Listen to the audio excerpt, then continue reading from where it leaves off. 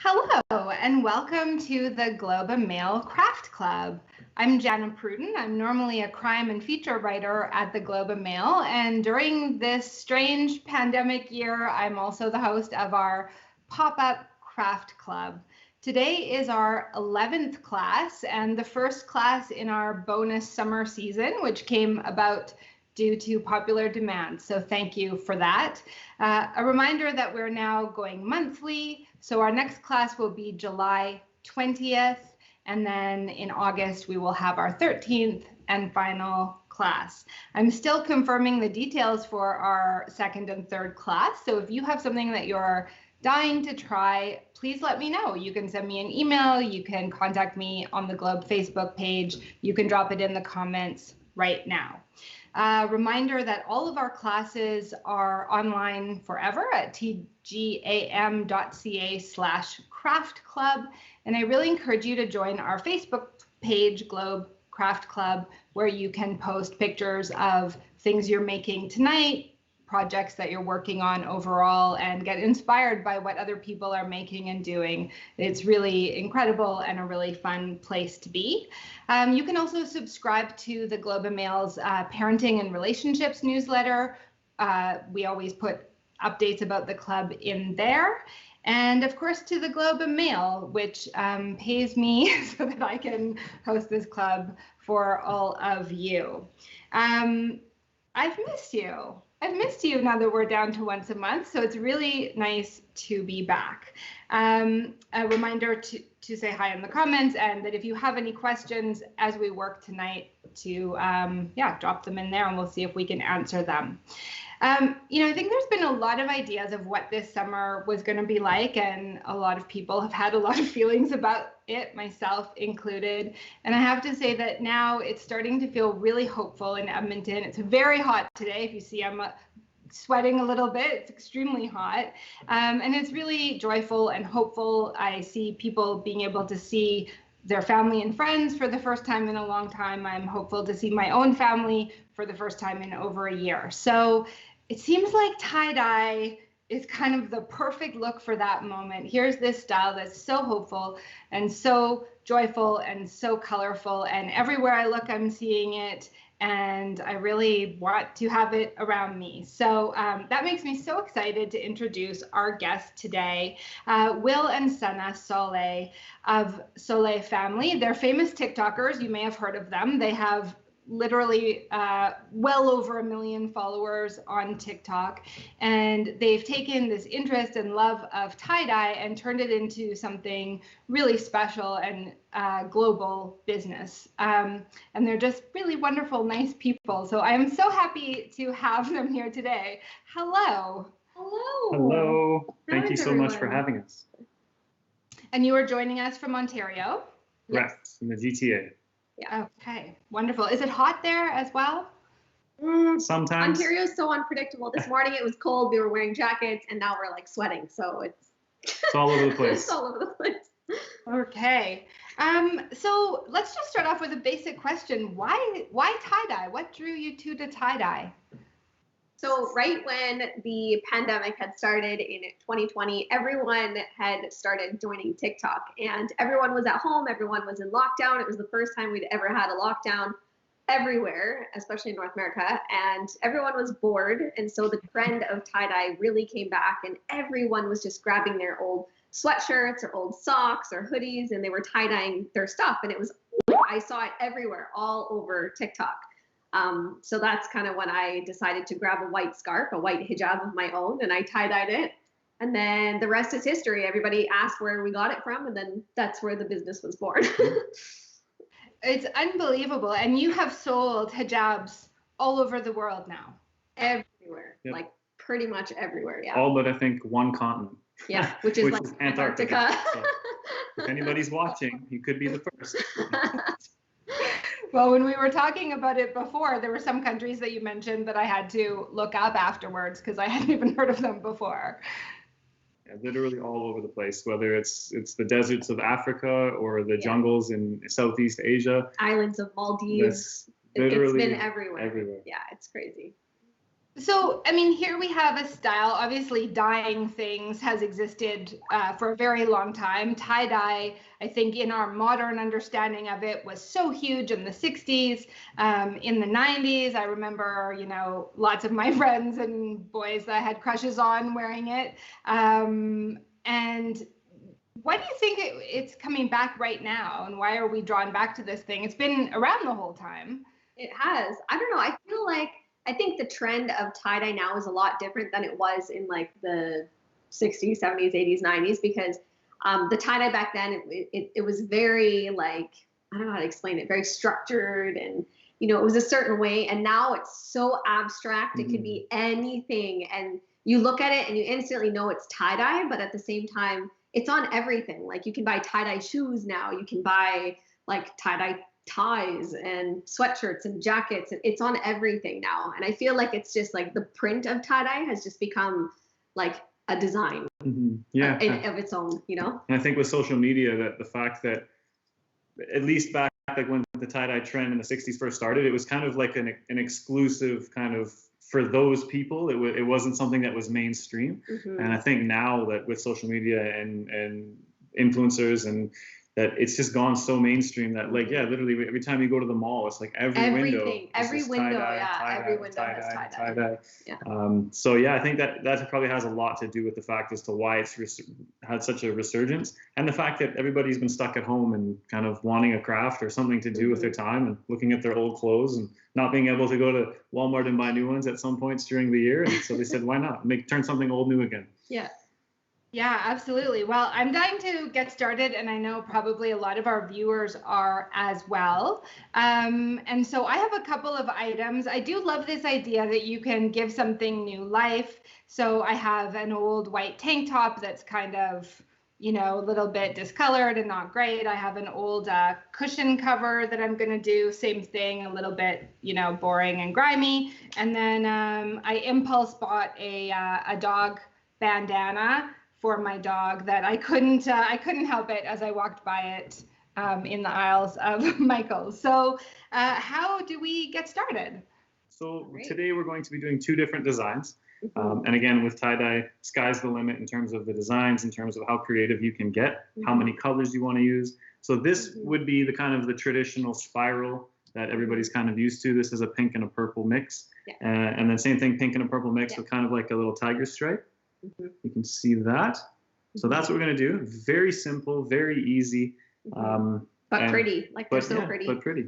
And you can use multiple colors too. We're going to, I mean, this one is 2 colors, and you can use 3 colors. You can use 10 colors. It's completely up to you. But we're going to show you the technique and the way to like kind of do the actual design itself. So first things first is the fabric itself. Whatever you're using, you'll want to wet it. So it doesn't have to be soaking wet. Like I have here, I threw mine in a bucket of water, but that's just because that's kind of how I do it on a larger scale. So as long as it's wet, but not dripping wet.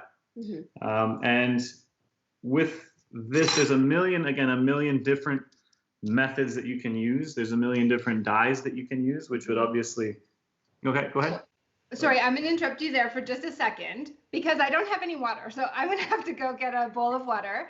While I just somewhat unprofessionally abandoned my craft club to go get water, could you maybe explain to people, there's so many different types of dyes. I spent a lot of time, totally overwhelmed in the aisles of Michael's, albeit I have barely been to a store for a year, so it was a bit overwhelming. And I didn't know what to pick, and I noticed that some of them were pre-mixed and some weren't. So maybe you can explain that, and I will be right back. So yeah, you're going to have 2 major types of dye, which is a powder dye and a liquid dye. The liquid dye is a concentrate, and the powder is literally exactly the same thing. It's just you have to mix the powder with the water. And then be mindful of the dye that you buy, that some dyes are meant for hot water and some dyes are meant for cold water. So that's one thing. But I'll give you a little tip, a little professional tip, is that tie-dye is very forgiving. And literally, you know, if there's instructions, you could technically throw them out the door. You don't really have to focus too much in terms of, you know, amounts and this and that. The more you add, the darker it's going to get. The less you add, the lighter it's going to get. And that's pretty much it. And in terms of the dyes themselves, you will be able to take a concentrate, add a certain amount of water, and that's pretty much it. It's not going to change too much. Yeah. And the cool thing about the powder dyes, I would say, is it's better for when you're creating like just the odd piece, right? The odd design. I feel like liquid dyes are made for mostly for people that do it often, like especially if they're doing it like, you know, for many different pieces. But powder dye is awesome because you can get many different colors and you don't have to worry about carrying huge bottles, you know? So, and your powder is not going to expire. Yeah. You know, like a liquid dye does have an expiry date. So depending how long you keep it for, it can do some weird things. And I will tell you, over the course of the last year that we've been doing this, I've seen some stuff, some things that just like, you'll have a set pattern, or you'll have a set type of dye or mix of dye, and then just like right out of left field, everything will just change completely. So it really depends, and it can depend on the batch from the manufacturer as well. We got a bad batch one time and literally just messed things up like crazy. So powder dye is the way to go. And the cool thing about powder dye though is you can mix colors really easily. So if you have obviously like a red powder and a yellow powder, you can mix the two together and make orange. So then you have more than one color to work with. Yeah, and that's again the joy of tie-dye, is that you can literally, if you have two colors, you can make a million different shades. So it's really quite simple. Right. So I see we have some people saying hello. Mary Knight from Canmore. Hi, Mary. Joanne from Sarnia is saying hello and that she's looking forward to this class. Louise says hello, and John Sanderson from Kitchener. Hello, everyone. Welcome. So I now have a wet tank top, and I'm sorry, you said it should be, how much should I wring it out? So with this, the wetter it is, the more it will pull the color away from where you want it to be. So if it's damp but not like dripping wet, it will stay fairly close to where you actually put the dye. But if it's dry, it'll do some funny things as well that you don't want it to. It literally won't pull it at all. So when you do take your dye apart, there'll be not much dye that actually landed on the product itself. So it's better to use it like super wet, but wringed out enough that it's not dripping. Like if you can see, use your laptop. Like I'm squeezing this, I can't get anything out of it. Yeah. Okay. So no excess. Okay. And I wonder, and I don't know, pardon me if I'm getting ahead of myself and we should talk about this later, but I wonder about color. And that's partly a selfish question because I broke down and just bought like the big kit that has a million colors. And as we were getting started today, I was thinking, how do you possibly choose what colors go together? How do you decide even where to get started? So I love looking at a color wheel. You can just go on Google and just look at a color wheel. And if you're looking at, let's say, you're looking at the color blue or you're looking at the color green, what you want to do is look at the opposite color on the other end of the wheel. And that's generally the color that will really complement the first color that you picked out. So, I mean, there's no real like rule on like how to play with color, it's but whatever you like. I mean, it's basically whatever you like, but we love monochromatic colors. Like for instance, the hijab that I'm wearing, it's just like 3 different shades of blue. And I think it looks awesome together. So you can really do anything. Like it's a lot of fun. The simplest way that I've found about how to come up with a color combination is just get her to tell me what color she wants, and I'll just basically make it. So that's kind of how that works. I love color. Color is like my thing. So I have a big eye for color. Like if I'm walking in a mall and I see something, just anything, I look at it and I'm like, that would look so cool in tie-dye. Like it's just, I think after a certain amount of time, you just kind of see the world through that lens. Yeah. So. But yeah, it's literally whatever is your fancy. If you like pinks, you like browns, blacks, grays, orange, yellow. Yeah. Anything can work. And we've had some interesting combinations. Like we had one that was orange, red, yellow. We've got one here that you guys will see after that's kind of similar to that. Pink and purple obviously go together great. Today we're actually going to be doing a green and a yellow together to see what happens. we've never done it before, so you guys will be the first to see this, and I don't know what to expect, but you guys are going to see it first. Yeah, well, that's pretty much it in terms of color. Okay, and so if I'm going to do my tank top and my dog bandana at the same time, should I wet the other things too, or should I do those after? Yeah, Get everything wet. Yeah. Given the time that it takes to do this, it won't dry out. So there's nothing to worry about there. One semi-pro tip is be careful with your work surface. You don't want, and I literally just did this, I say this, but on the last one I just did before we came on camera, I did this, but I laid out the white shirt, but I realized I had a few different drops of dye that were still on the table. So they end up going, and if it's not the right, thing, you're gonna have pink on a shirt that's supposed to only be yellow or whatever. So just clean your surface. Like after you're done doing one piece, just clean your surface. Grab just like a paper towel and water is like good enough to unless it's unless it's you're doing the same color, then it doesn't matter. And again, it's tie-dye, it's forgiving. If you make a mistake or whatever, by the time it's finished, you won't even notice. You really won't be able to tell with tie-dye, like if you made a mistake. That's it. All right, are we ready? Yes, quick question from Suzanne before we start. She's just wondering, what would the effect be if the t-shirt was dry? So you will have less of the dye saturated into the actual fabric. So if you can imagine this particular piece here, it's not that you can't do it. You can, yeah, you totally can. It's just the color's not going to be spread out and like. So you would have a lot more white space in this, and it can be difficult. The way that we're doing it today, because we're doing it this way, you technically could get away with, if someone doesn't have access to water or availability of water, that's okay, because we're going to use elastics. It's going to hold everything together, because obviously when you're doing the patterns that we're doing, without an elastic, it would just unravel itself. Right. Okay, so here we have our shirts. All right, so pattern number 1 is we're going to do the spiral first, right? And the most important part is this right here. The fork. That's your number one tool. Grab a fork, because it makes things easier. Yeah, so when you've got your whatever you're doing laid out, we're going to obviously be doing it on t-shirt. Just decide where you want the center of the spiral to be. So if you can just show them. So the center of the spiral would be like the bullseye. Yeah. This guy right here. So you can do it literally anywhere. Just for fun, we're going to do it right in the middle. So you're just going to stick the fork in. Yeah, so that would be like right here. You're literally just going to start spinning. And again, no rhyme or reason. And as you spin, you're just going to make sure that it all kind of spins, not just in the same direction, but doesn't overlap itself too much. A little bit is okay. And by the time you get down there, you're going to have kind of like a pinwheel. Yeah. Think of like a cinnamon bun. That's what you want, is like a nice cinnamon bun. Just like the nice layers. All right, so can you guys see that okay? Yeah, so once you've got it wrapped up, you're just gonna pull your fork out.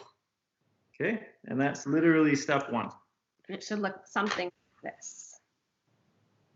Like a hurricane from the sky. Yeah. Above, I should say. Or a cinnamon bun. Or a cinnamon bun. Tastier. All right, so or a hurricane of cinnamon buns. The deadly hurricane of cinnamon bun. Right. So from this point, now we'll grab our elastics. Color does not matter. We just have a very colorful batch of elastics. But you want it to, when you put it on, you don't want it to be loose, but you don't want it to be too tight. So whatever, if you have to fold it over once, then do that. But you'll find that when the material is damp, the elastic will slide underneath very easily. And then don't just snap it and let go, because when you do let go of the elastic, it can pull the fabric over if it's too tight. So you just want to make sure that it kind of stays where you want it to be. And again, guys, it's tie-dye, so it's not rocket appliances. It's not that specific. Your goal is to basically hold the piece in place. So when you pick it up, like when you pick up this fabric, for instance, it just kind of falls all over the place. You don't want that to happen. You want it to retain its shape. So when it's all like twisted like this, you want to just put the elastics on in such a way that you can just pick up your piece and it's not going to fall apart. Yeah, because we will, once we move on to the dyeing stage, we will flip this over and do the opposite side. So you'll want it to be secure enough that it'll hold its shape. Yeah. And then also when doing this, depending on how many colors you're going to be using, It's a little bit harder for us because we're using bigger bottles, but if you're using smaller bottles, it's much more precise.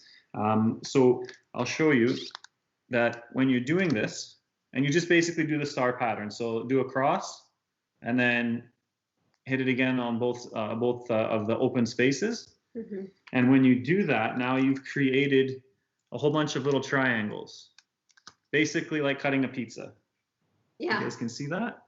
So with that now, it gives you a spot where you know where you're going to place the die. Mm-hmm.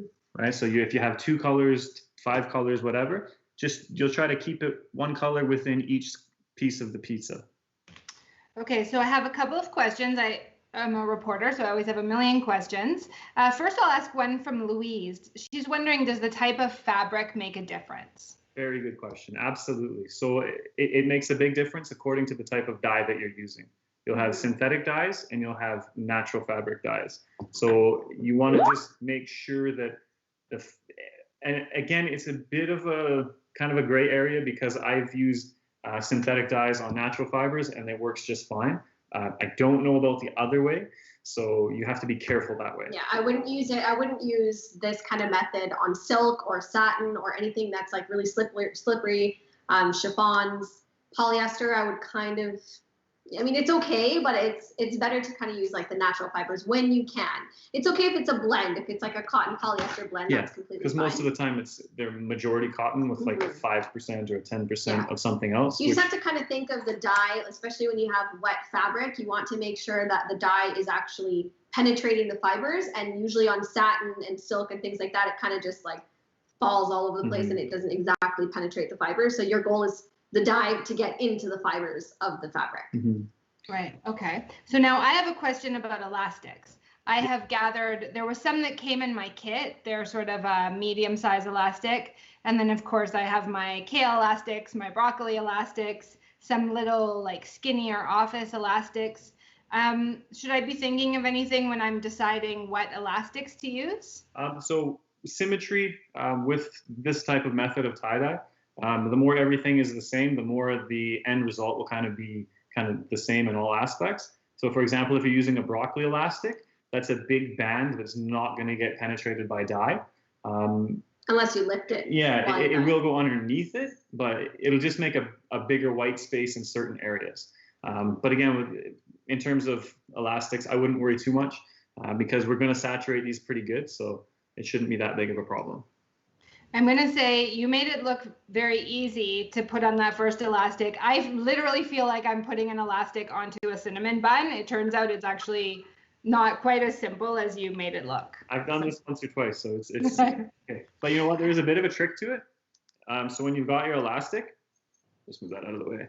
You're just going to tuck one end underneath, and then think of like pulling a tablecloth off of a table full of stuff. You're just going to quickly kind of go like that. And the faster you go, it should just slide quite nicely, and then again, easier said than done sometimes. So how many do you think you have made so far? Thousands. Yeah. Thousands. Totally lost track at this point. Yeah. Probably like 10,000, 11,000, 12,000. I don't even know. A lot. Yeah, I'm not entirely sure. Totally lost track. And sorry, how many elastics am I putting on? It depends. I put on 1, 2, 3, 4. So with 4 or 5. 1, 2, 3, 4. Yeah, 4.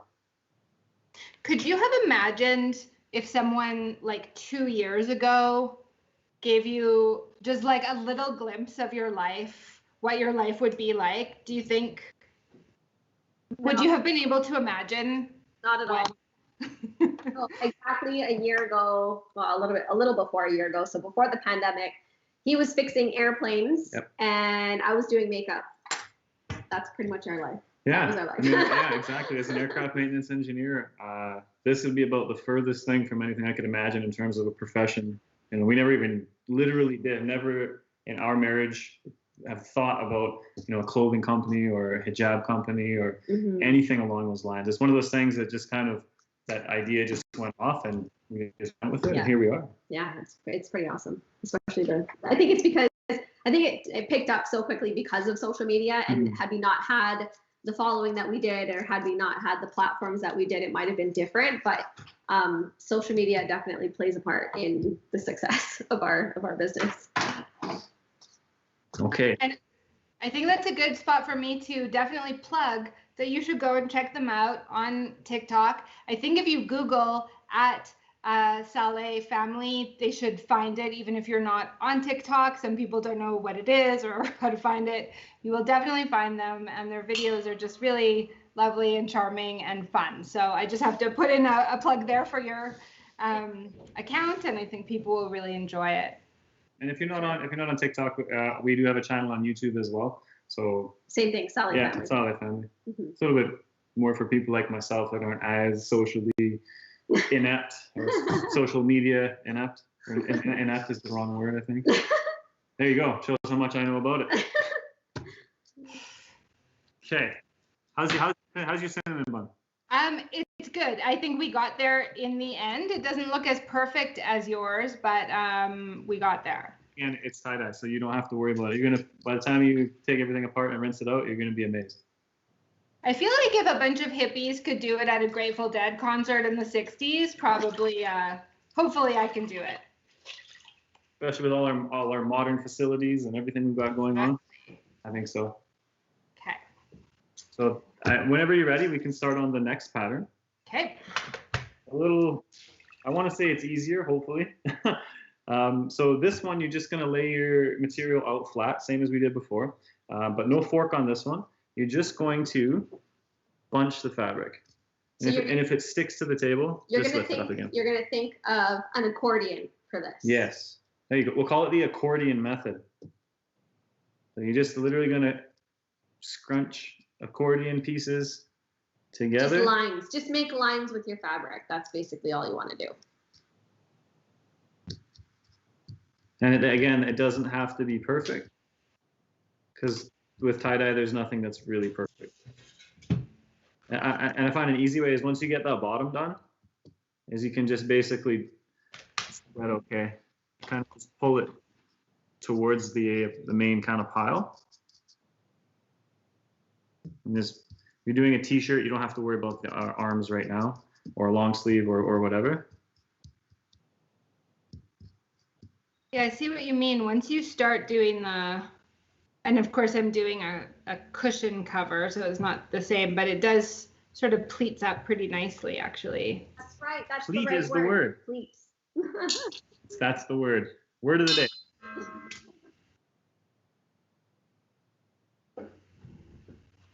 Okay, so once you've got that, it's a long pleated rectangle, and we're going to go back to the elastics.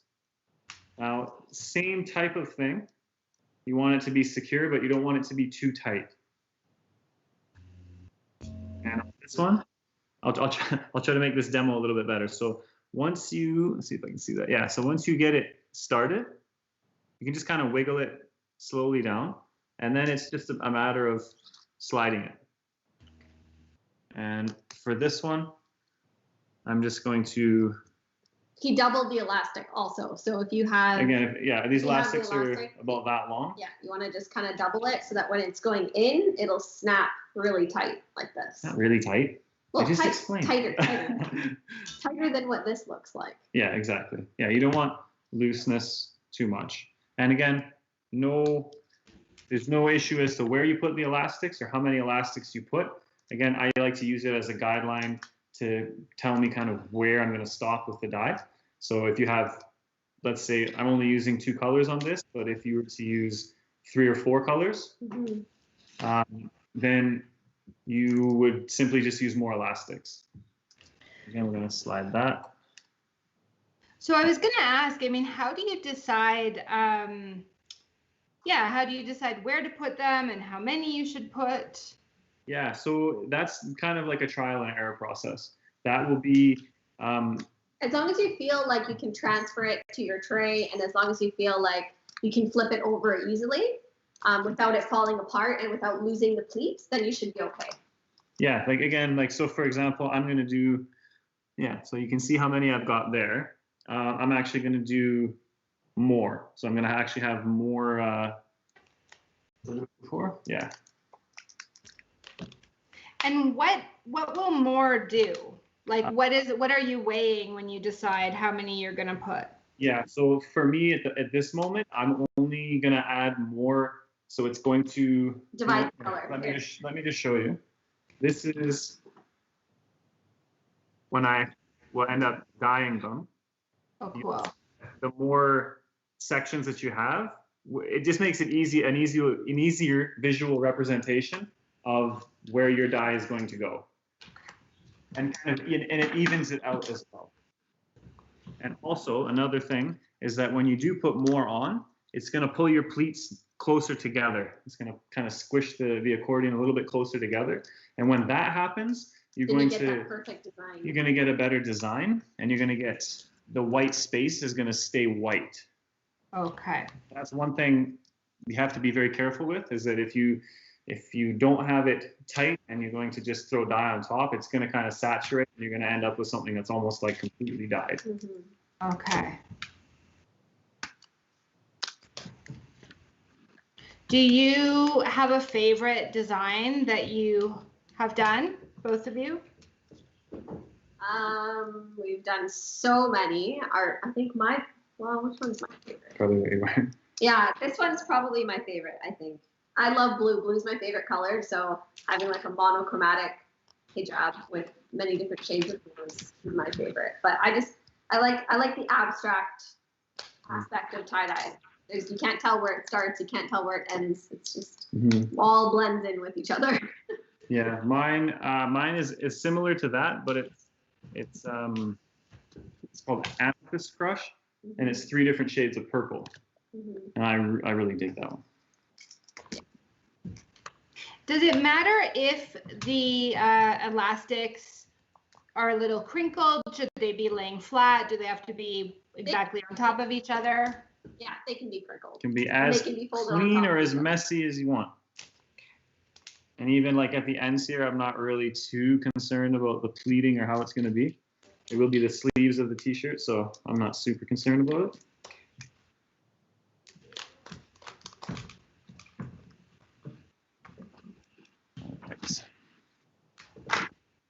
And at this point, if you have a tray, you can literally just use a baking sheet. Super easy. Yeah. Put your little masterpiece on top, and that way it'll just catch the dye and it won't make your counter messy.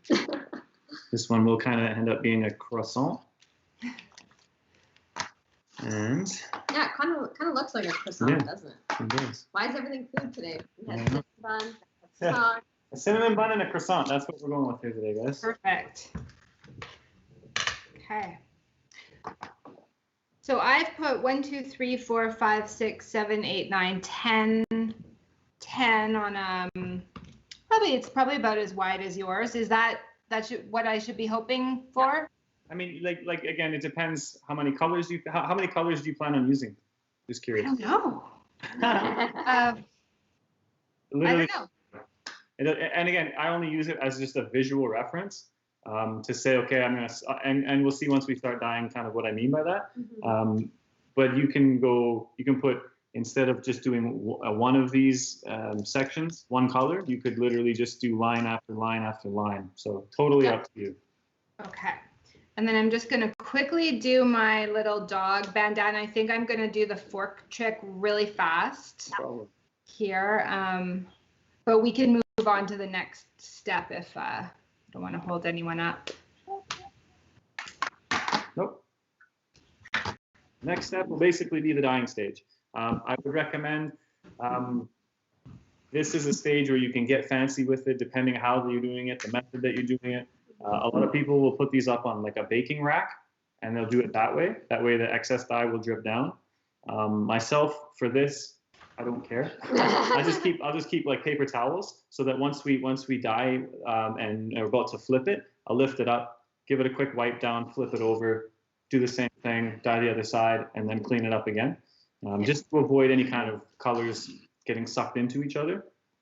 But again, you do that one? But again, it's tie-dye, so who cares? I do love this freedom. You know, we've talked about this in other craft club classes. Sometimes people and crafters, we can get really obsessed with doing things so perfectly, and how do you exactly do it? And I love that this is something where even if you try to do it perfectly, there's an element of experimentation and fate, maybe. And you'll find that, if you're trying to do it perfect, something will go sideways and it'll turn out different than what you thought.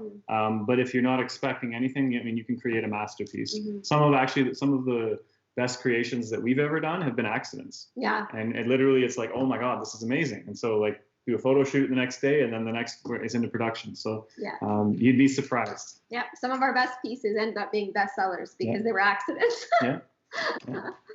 I'm the same way. Like as an aircraft maintenance engineer, I'm very particular about details, very detail oriented, and I get very frustrated when things don't go perfect. So this is like a nice break because, like you said, right, you can't mess it up, honestly. Like you'll see once you do this, and then later on once you wash it out, and then you let it dry, you're gonna be like, wow, it turned out so much better than what I expected. Yeah.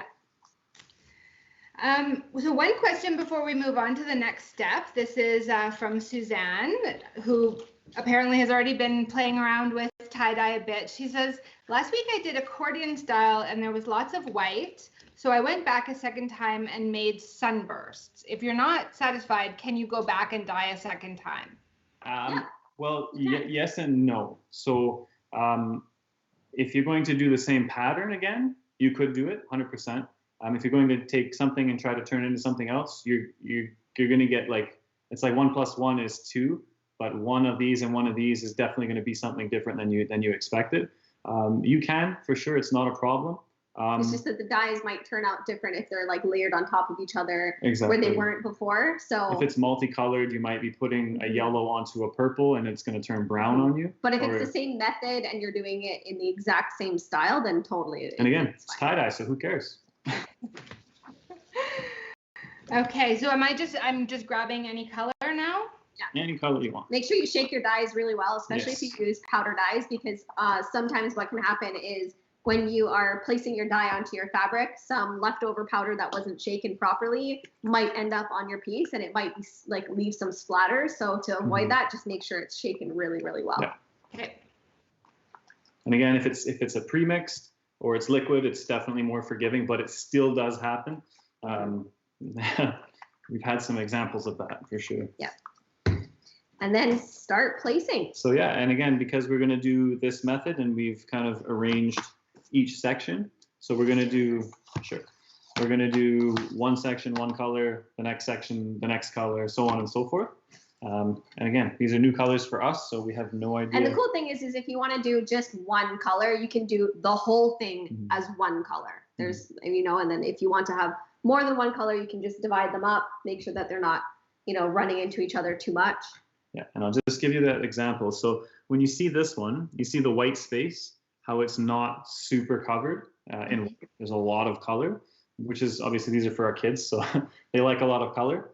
So the tighter that you're going to have this, the white is going to stay white, but because if your fabric is a lot of fabric, then you're going to have more white space. If it's a little bit of fabric and you're putting that dye on, it will saturate in maybe more than you might expect it to. So just be aware of that. But again, it's tie-dye. So, all right, let's get started. So yeah, no method to the madness. You can be as, I would, when you're putting it on, you'll see that once you put one kind of layer of the dye on and let it sink in, you'll kind of see where it sits. If you want it to go a little bit lighter, throw a little bit more on. And yeah, so we're going to start now. Okay. Yeah, so like this one is a little bit light, so I'll just go over it again. And you don't need to basically like sit and drown it. You just kind of cover the whole area, take a look at it, and obviously it's going to lighten up once you wash it and dry it. So I've decided to do green for this. I have a light green and a dark green.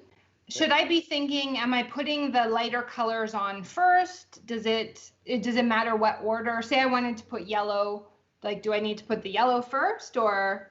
Generally, when we do it, we would do the darker colors first and see where they end up and then do the lighter colors. Oh, interesting. Okay.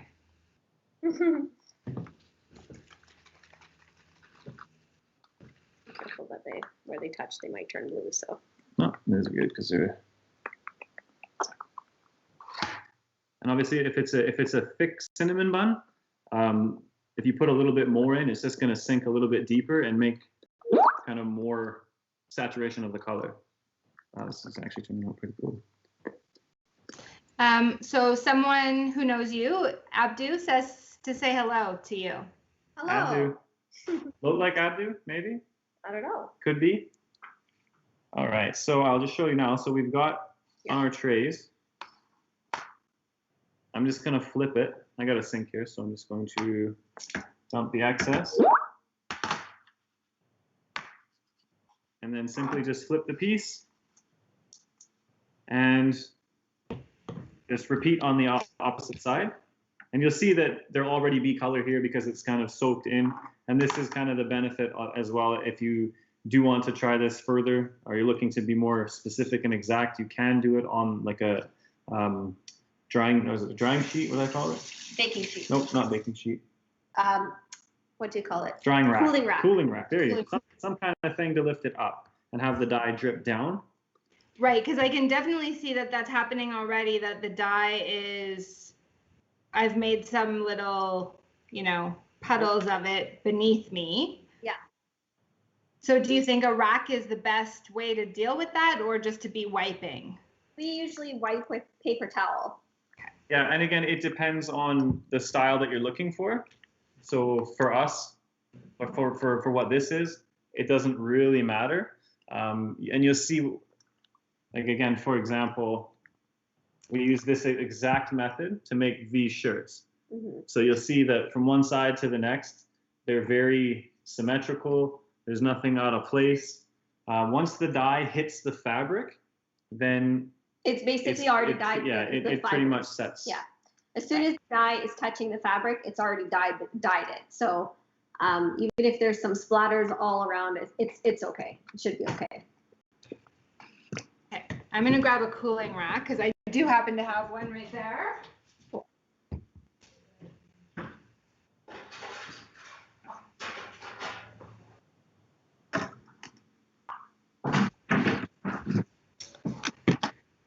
And a reminder, if you're working along at home, feel free to ask questions. I sometimes find when there's not that many questions, it means everybody's working along and their hands are busy. So that's good. So then I'm turning it around. So could I just add, I don't know if you can see my screen here. I'm sort of going back and forth between two greens. When I turn it around, could I just throw in like a pink or something crazy? Literally do anything and see how it turns out. Okay. Probably end up surprising you. If there's anyone who's watching who has a brilliant inspiration for a color, feel free to jump in the comments and tell. I'm kind of thinking maybe a blue might be interesting.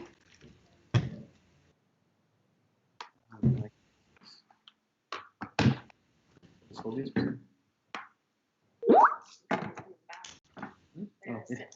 Yeah, no, I'll just put them on.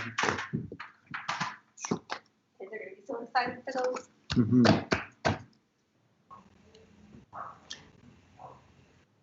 Your kids must love all the cool tie-dye that they get all the time. Names of every single piece that we've ever done. Yep. They're always asking, what shade is that? What's this? What's that? So these are ones that we did earlier. We used 3 different shades, 3 different dyes, I should say. Exact same method, the accordion method and the cinnamon bun method.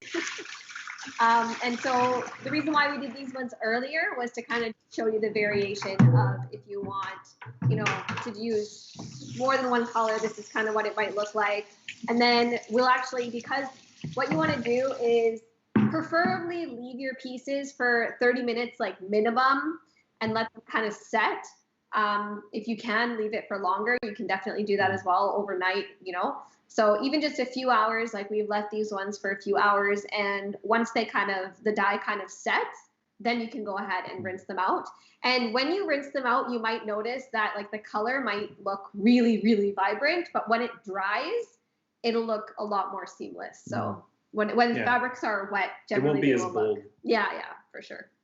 Right. So, because that's a question someone is asking right now, that once you've finished, how do you stop the color from running? And some of us, I remember times years ago where I've tried, say, bought a Rit dye and like, oh, I'm going to dye this, whatever. And the color looks amazing. And then you wash it once and suddenly it's all gone. And maybe what you washed with it is, has some dye in it. So how do you do that?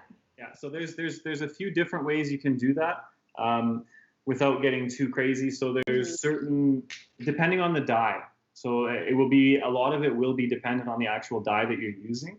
So if you're using, for example, like a Rit dye, then I know that Rit has an actual color sealer, I guess you could kind of say, that you would add in when you're washing it out. Also, in terms of the fabric that you're using, if you're using a cotton, it's going to hold on to color a lot better than a synthetic will. And then there's also methods like the home type method. You can rinse it out with vinegar after. I personally despise that method just because it stinks really bad. And then, but it's supposed to set the dye. So yeah, so most of the later. dyes that you get today, they don't really require a setting. There are, again, certain dyes that offer an extra kind of bonus where it'll help increase the longevity of it. There's also ways that you can soak your material for longer, or add certain compounds to it to condition the fabric. And again, it depends how much you want to do and if it makes sense to go down that route. But for what it is here, I'll just give you an example, is that these have been washed a few times just in the washing machine, and the color is still pretty vibrant, because this is pretty much like almost exactly the same as it was the first time that they were dried. But I will show you the method of how you're going to do this in order to keep the white as possible. So, I mean, one thing that you should always keep in mind is it's a dyed fabric, so there are chances of it leaking into other things. Yeah. So when you are washing it later on, just make sure you're always hand washing it. It's always preferred to do that at least a few times before you chuck it in with your other clothes, because you'd be surprised. There's been times where I've thrown stuff in the laundry that shouldn't be there, and your white dress shirts are no longer white. They end up being pink. Or it's usually pink. I don't know what it is. It's usually pink. Everything usually always ends up becoming pink, even if it's, I don't know. Yeah. Yeah, that's true. It's always that certain kind of shade of washed out pink. Exactly. So just to go back to that idea of how long you leave it for, you'd said you could wait a while or you can wait overnight even. So Suzanne's asking, if you don't want to wait 2 hours and rinse it, say after 15 minutes, would it make it more muted? So would my blue greens, for instance, be a lot lighter, more pastel than if I leave them till tomorrow morning? It shouldn't be, but the thing is that when you leave the dye to set longer, what it's doing is it's molecularly bonding to the fabric, so it's going to last longer. It should, but again, with certain brands, they say half an hour, you should be fine. These ones, I think we did in like 10 minutes because we did them for a photo shoot, and for this photo shoot actually, and we literally made them and then we washed them out right away, and so you can see. Generally the dye is okay, but if she's asking if she wants them to be more muted and more pastel, the best way to do that is when you are making your dye, like if you're using a powder dye, use less of the actual dye powder and more water. So that would make it more of a pastel. If you want it to be more vibrant, you would have more color, like less water type of thing. So just look at your ratios and see what would work better. And it's a lot of trial and error with tie-dye. So, and the best way to test it, if you want to test it, is just on a paper towel before you go and start dyeing your fabric. If you feel like it's not vibrant enough or if it's not pastel enough, just test it on a paper towel. If you feel like it's too much color and you wanted it to be more muted, just dump some out and add more water. Right. Okay. So I think I've mostly finished my unraveled croissant. I haven't done my cinnamon bun yet, but perhaps I should do that. No problem. Okay. So while you're doing that, do you want us to, or me to show how we would go about washing these out to preserve the colors, or do you want us to just wait for you and we can kind of roll together? Maybe let's just we'll do mine, and then we can jump into that, because I think we've got good time still probably. So maybe I'm gonna do a hot pink. Do we, or do we have a lot left to learn still? Oh, good, we're good. Okay. Okay. So then I'm gonna do this pink. So the places where the elastic is that where there is going to be no dye, or it's inside where it's folded is where there's going to be no dye? Most of the time it'll be inside where it's folded, because as you can see on this one, right, that once it's spiraled up, it's in between that you're going to have, you won't even notice really where the elastics were. I know it kind of seems like, but even if you move the elastics right now, as you can see on here, you'll see there's no white lines from the elastic. Oh, interesting. Okay. Because it seems you would almost think that that's what it's doing, is that's where the resistance is going to be. But that's why when you're leaving it a bit moist or a bit damp in the beginning, is it'll pull it around the elastics, and you won't have those kind of weird elastic lines when you put your shirt on. Right. And so, say with these dyes that we've bought, do you think you could just water these down to make them lighter?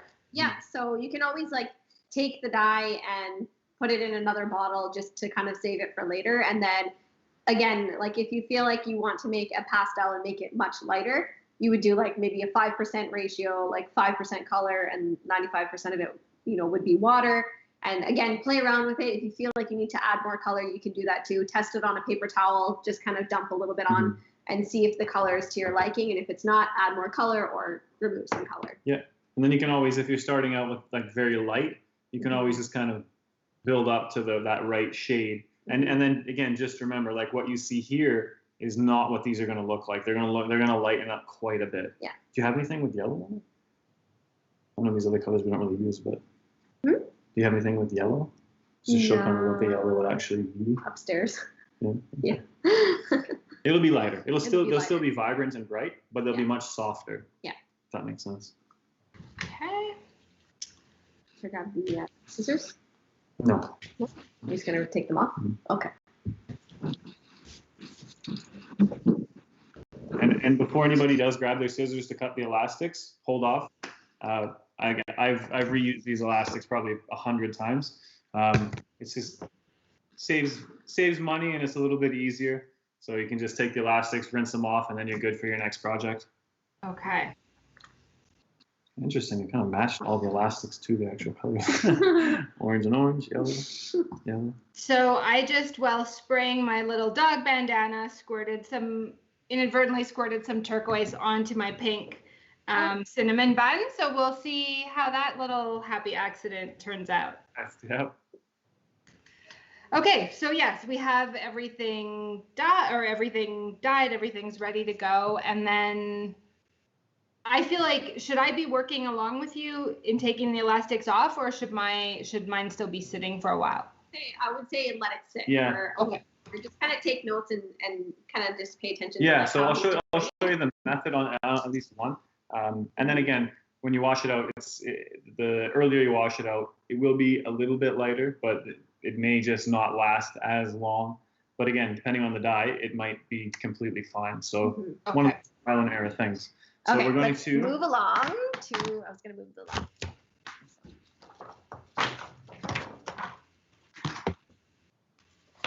Welcome to our sink. That's right. This is a sink. Okay, as soon as you can take that out of there. Yeah. So I'm just gonna line that up so you guys can see. Maybe can you turn the other one as well a little bit? So with this, you want to use cold water. You don't want to use hot water. With the cold water, it'll help the actual dye bond to the fabric, and you'll want to keep the elastics on for at least for this part. And I like to do it kind of like a shower, and you just basically, what you're looking for, and I know it might be a little bit hard to tell. My laptop. That's a good idea. Laptop's for the shower. I'll try to hold it up for you guys. You want to be able just to kind of get rid of all the excess dye that's on the actual fabric itself before you open it up. just to avoid anything else kind of saturating in. And when you feel like you're kind of at that point, then again, I like to reuse the elastics. You'll just take the elastics off.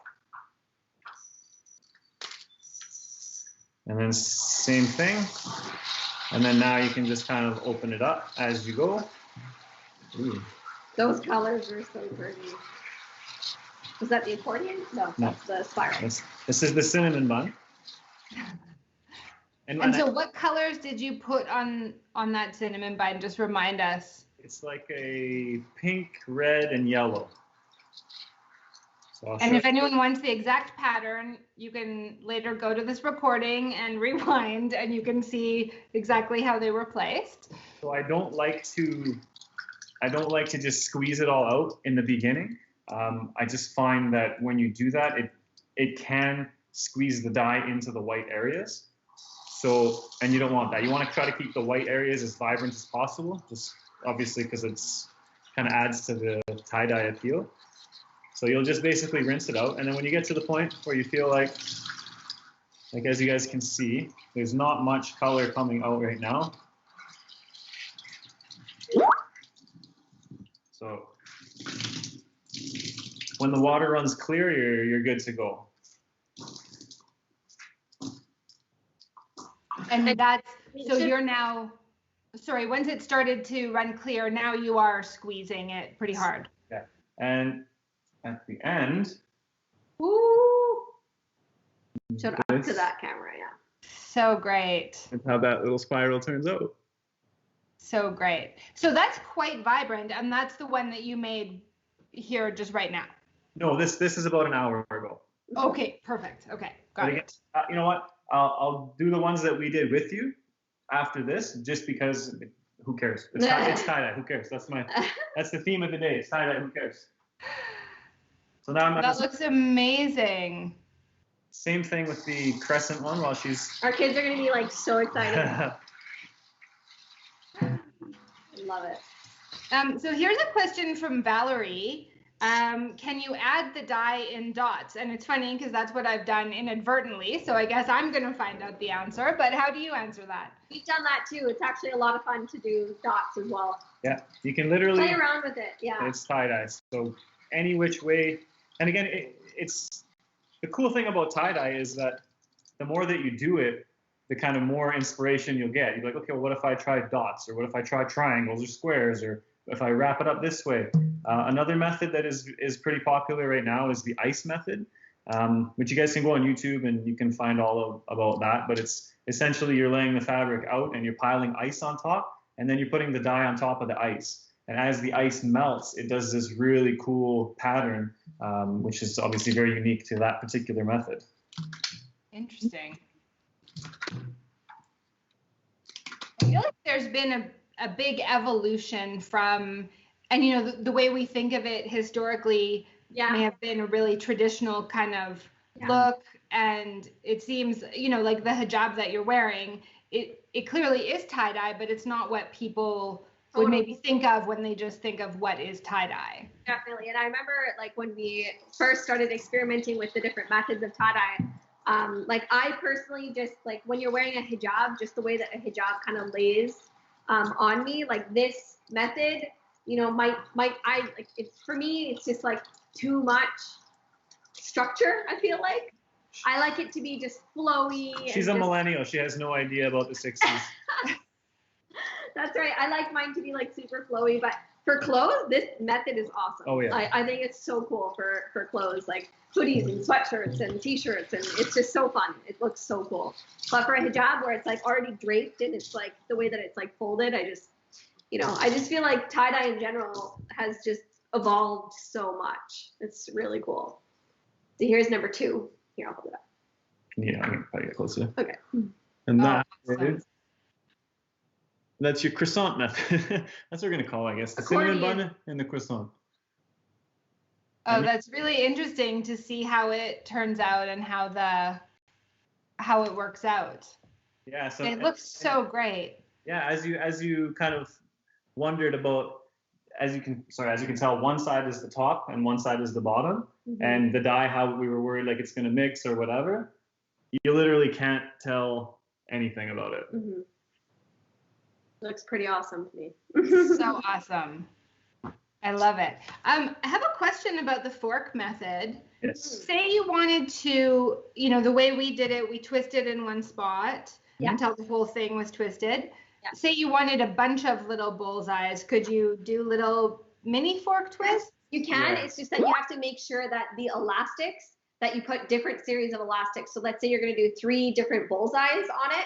Make sure that you elastic this one on its own, kind of in one area, this one on its own, this one on its own, because that way when you're flipping it upside down, it's not going to fall apart. Usually that method is a lot easier when you have more fabric to work with. It's a lot harder to do it on like a small little bunch of fabric, but you absolutely can. You can do different. It would be tricky. But I would say, I've seen it. Yeah, you can branch off and twist one and put elastics. And if you think of like a tree, I've seen people take like hoodies and turn it into what looks like a tree. It's all elastic and branches this way and that way, and they turn out just incredible. So as you guys can see right now, I'm washing out the ones that we just did together. So, and again, these are really light colors, so I don't know how it's gonna work out for us, but so far so good. Just pop the elastics off. And as the saying goes, it's tie-dye, who cares? Right. It's tie-dye, who cares? Here's Mary. Hi, Mary. Mary recently gifted me some Saskatoon berries, which is one of the most precious gifts of the prairies. And she says her husband has a tie-dyed shirt for every day of the week. That's awesome. Mary, now you'll have to make him tie-dyed pants for every day of the week, and pretty cool. Tie-dyed pajamas. And that's the cool thing. Literally, whatever you want to do, it's not out of the realm of possibilities. Let's see. Looks more faded. Yeah, it will be a little bit. Again, the darker the colors are, usually the less time you'll actually have to let it set for. But again, these are like very bright colors. Those are neon kind of colors. I love it. It looks great. And again, that's the ones. Yeah, when you look at it not so much in the sun, you kind of get a little bit more of a feel for it. But hold on. We'll do the same to this one. So for those of us who are, dying to wash ours out already and we'll have a hard time waiting, is there a benefit though? Like, should we force ourselves to wait overnight if we can, or for an hour? Yeah, definitely try to force yourself to wait. If you can. The colors will be really, really nice if you wait. It's one of those things. I personally, we leave our stuff sit for usually like overnight kind of thing, just because obviously we want it to be as symmetrical and as the same every time that we do it. But that being said, most of the dyes will tell you like half an hour, and the dye is as set as it will be.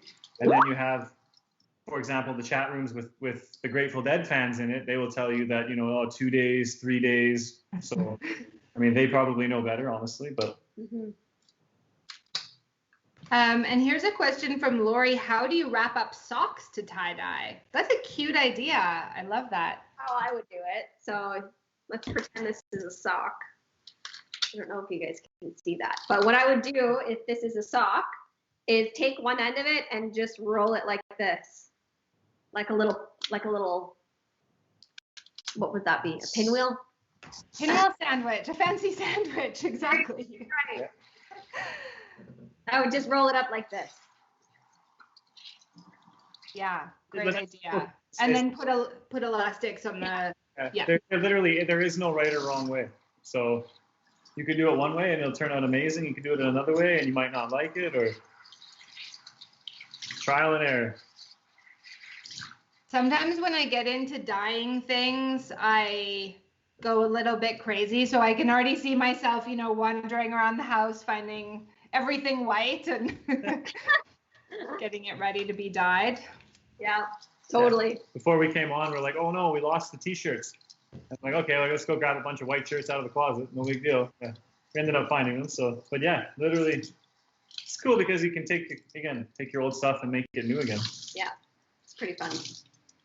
And if you ever have stains on clothes that were white, tie-dye them, because then you don't have to throw them away. Yeah.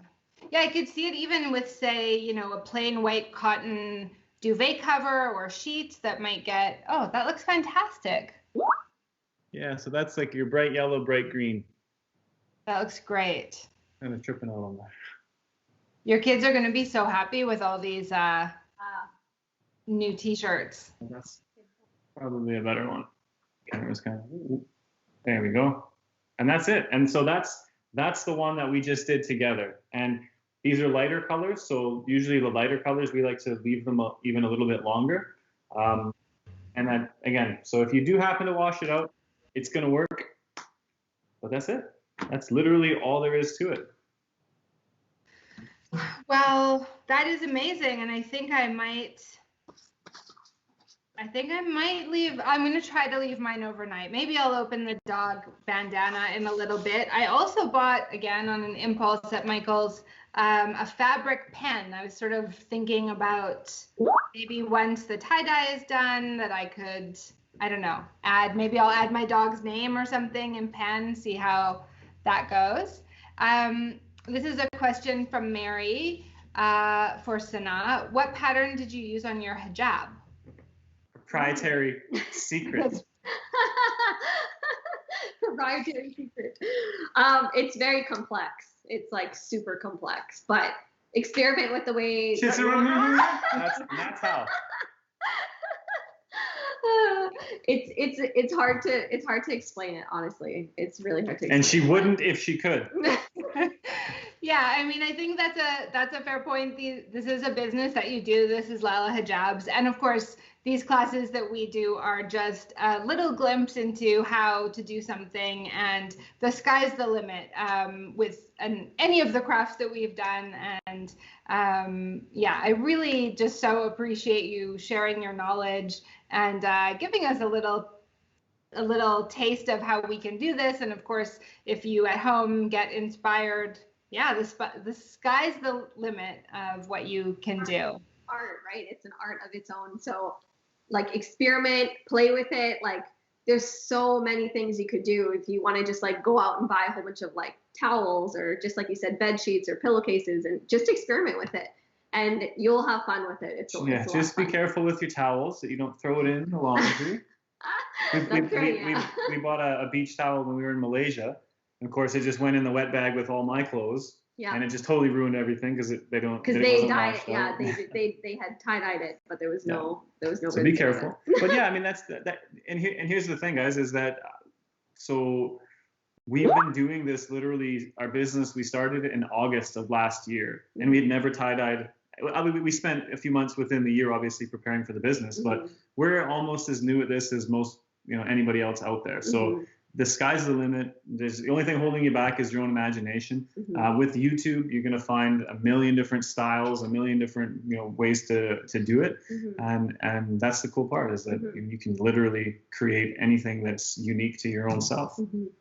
And just as a plug for sustainability, of course, if you're experimenting, you can go to a thrift store, buy lots of white stuff, usually for quite cheap, and especially if it is a little discolored or something, that's a great place to experiment and won't cost you a fortune. And or family and friends may have lots of white things that are unused that you can take from them or that they will give for you. I would suggest an apron, because my England jersey is now pink swirl tie-dyed because it just ended up getting pink on it, and I was like, well, what am I gonna do? So I've tie-dyed so many of my clothes at this point. You can go through my closet and you'll just see splatters of color, and the splatters of color are only in this area because it's like where I'm working. So we learned the hard way. Definitely, if you have an apron at home, we suggest that you wear an apron. Not the accidental tie-dye, maybe. Well, this is so wonderful. We have some thank yous coming in.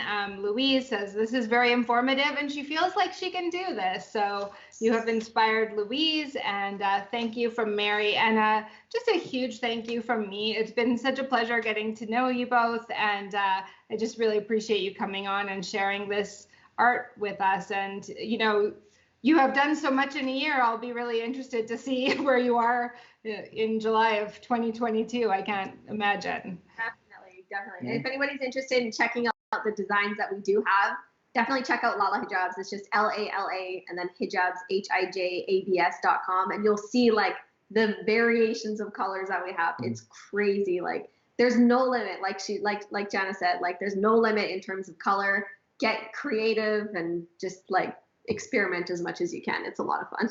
Absolutely. That's the best part. It's a lot of fun, and you know, it doesn't matter. You can be a Grateful Dead fan, or you could be, you know, just the new little kids in this generation. So it's relevant for all times and everybody. So that's the cool part about it. But yeah, thank you so much for having us. It's been absolutely wonderful. We're happy to be able to share a little bit of the things. Obviously, not what we specifically do, but things that we don't do. But hey, you know what? The spiral pattern, I think this is like the second one I ever did. So anybody can do it. That's the cool part. Yeah. Looks fantastic. Thank you. So, and a reminder, you can check Will and Sana out on TikTok at Saleh Family. A huge thank you to our technical people, Deb and Pat and Matt. And then thank all of you for joining us, and a reminder to share your work. We'd love to see your tie-dye on our Facebook page and anything else you may be making. And I will see you all again on July 20th for our second to last class. Until then, stay safe, stay creative, and if you have a chance to see your loved ones after more than a year, I just hope you have a wonderful time and many great hugs and lots of laughs, and hope we'll see each other again soon. Thank you so much.